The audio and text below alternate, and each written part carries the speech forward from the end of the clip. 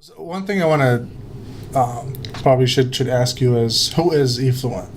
People that don't know you. Oh, I'm a musician from upstate New York, Binghamton, New York, to be exact.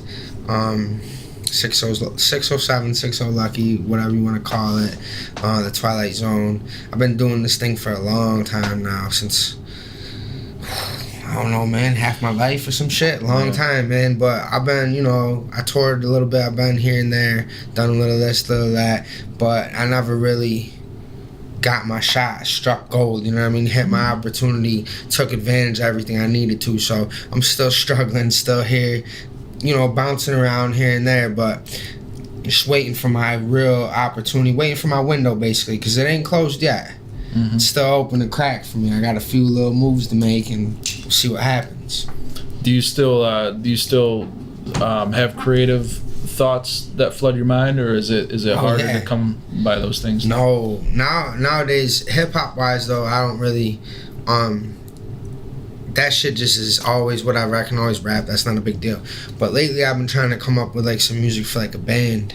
Not really trying to, but I just be coming up with like songs and hooks and like singing. Yeah. At this one gig that I got, my second gig, I work a couple jobs every day. My second one, I'm alone. I clean this big ass building, so I just be singing and it echoes in there. You know what I mean? So I've been working on my voice and working on some rock and roll shit. You've been in a band in the past, right? Oh yeah, I've been in. That's how I started music. I used to play drums. I've been in bands. I sang, rapped, all that shit. But now I'm gonna be doing like take it serious. You know what I mean? Yeah. Put a serious project out.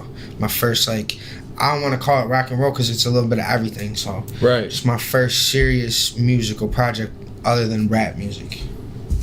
That's oftentimes I remember both sides of the coin. You and Frame, that there was a lot shout out to Frame. Yeah, man, he's working. I just talked to him the other night for a couple of hours. First time in forever. Yeah, what's he up to? It's just like you said, he's working. He's getting his music out finally. He's ready to put an album out, and I expect some good things from him. Absolutely. Like he was using a lot of like melodic sounds and stuff on the both sides of the coin too. Oh yeah, he used to sing and all that before I ever could sing. And he kind of he brought like, I would make him more ferocious with the bars, more like aggressive, I guess you could say. Yeah. And he brought out my melodic side. Like now that I listen to that shit, I gained a lot from it. Right. We taught each other, still sharp and still always. You know, I miss Frame. He's a good man. So the album is dropping out. Christmas Day. Victory to Christmas Day. So tell us about that. How did that go? My man Victory, the producer, R.I.P. Torzel Gaston is his name. We put out an album last year called Flawless Victory. He made all the beats. I rapped on all the songs. And he's from the DMV area, like Delaware, Maryland, Virginia area, all around there. He Jersey. He be running all around, and people knew him all around. And he was a real good producer. People in Cali mess with him everywhere. You know what I mean? People really liked him. He's a good man. And we put this album out, and he just bought all this DJ equipment, because before he was a producer, he was a DJ, and he just bought all this new equipment, and he was about to start hollering at these clubs and these contacts he had. Me and him were gonna do a little tri-state tour, and he just got all this new equipment from Japan, and that night he posted on his Twitter and his Instagram he's about to lock into the lab and get to work, on some new stuff for us. And he never came out the lab that night. He just passed away in there. It was a tragic passing. And so this album is basically just the songs I've had that I had still, probably about 6 beats. And he has songs, unreleased ones, that he never put out into an album, so where he raps. So I took 6 of his songs, and I took 6 of my songs, and I put it together for the album. So he actually shares this album with me rapping wise. Oh, okay. I didn't know cool. that. That's kind of exciting, actually. Yeah, I always personally thought he was one of the nicest. He's a real good rapper, and they're his beats. So he obviously knew what he wanted to do with them, like he made the shit hot. So some of the songs are old. I'm gonna let you know, like my stuff before it's all new within the last year. Within the last 8 months, whatever, last year. But some of the songs on there from him are from like 8 years ago. But the shit's all fire, all unreleased. So I think everybody will like it, and it's a fitting way to show tribute to him. You know what I mean? Right.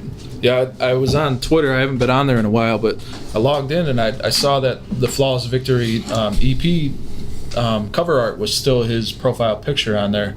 Right. I don't know if it's changed, but No, it hasn't it's just changed. it's kind of weird seeing like most of the world doesn't know that his presence is gone, but like he's like that's frozen in existence now unless somebody logs in. Yeah, I mean, you go to his Twitter and his last post is like talking about don't be hopping on my dick now. I got all this new equipment. I'm about to lock in the lab. Like he had the fire shit, and it's like I'd like to know what kind of music he made that final session. I'm sure it was crazy. I mean, oh man, I love my brother. He was a great man, and just. It's sad to see him go. He had a son, Gianni was his son's name, and he loved his son so much. He used to tell me about him all the time. He lived for that kid, so it's real. It was a real tragic thing. So I'm gonna put this album out and just try to just do it for him, man. Whatever I can do, just do it for him in his name, man. Pretty much, just spread his name always, and try to get him all the recognition that he should have got in life. So you want to know what's fucked up is I can curse, right? Yeah. I'm gonna try not to because I don't curse that much, but I will when I, feel it's appropriate. And what's fucked up is once he passed away, that album just took a huge spike, and everyone, like, all of a sudden, hundreds of downloads and all kind of plays, and that shit had me tight. I was all mad, but I understand that's how it is and stuff. But like when it happens to you, actually, it's like, oh, that's fucked. It seemed messed up. You know what I mean? So if anybody wants to download or listen to this album, where would they go? Oh, you can go right to my websites, eFluent at Band Camp, my Band Camp site, e-fluent, Fluent, at bandcamp.com, .bandcamp or whatever. And it's also on my SoundCloud, soundcloud.com/eFluent, e-fluent. It's not up there now, but it will be on Christmas Day. Probably Christmas Eve, I'll put it up or something, who knows, something like that. And there will be a video shortly coming out for the lead single, Red Roof, or the second single, Red Roof King. Me and Movie Mike are gonna do that, but I gotta find the right girls for it. I need 3 girls. I got one right now, so I guess I need 2, at least 2. But they gotta be able to act a little bit, because they're gonna the plot of the video is they will be murdering me, and they can't just be shy and da. Plus they gotta show a little skin too. I mean, it's just a YouTube video, but you don't gotta be naked or nothing like that. But it's going in where the plot of the video is you're gonna have to show a little skin and then you murder me. So ladies, I am looking right now for girls for it. I will be paying money and all that shit. I'm not some bum or anything like that. It's not some greasiness. It's all professional. So if anybody is interested in that, let me know. But I'm really kind of looking for good looking ones. And I'm not gonna lie, it's tough to find them around here. And when I do find them, they're embarrassed. They don't want to be in the video. It's like, oh my god, what the fuck? They want to sit in the back and look Don't pretty. make me have to go to Backpage for this video. I'll be tight. I'll be tight. Don't make me do it, ladies, please. I'll pay you nice. Like, just holler at me. Holler at Movie Mike, however, just holler at us because he's the director. We're gonna get it done. It's gonna be out by January, because you're supposed to put the video out first, then the album. But the way my life works, I was telling Movie Mike, I work 60 hours a week. When I'm not working, I gotta work on the side to keep things afloat, and then not just that, then make the music. So I don't have time I don't have a budget or a label or a machine behind me pushing. It's all just me and my money. So like it takes a little while. The video will drop by mid January, late January. I don't know. It'll be out soon.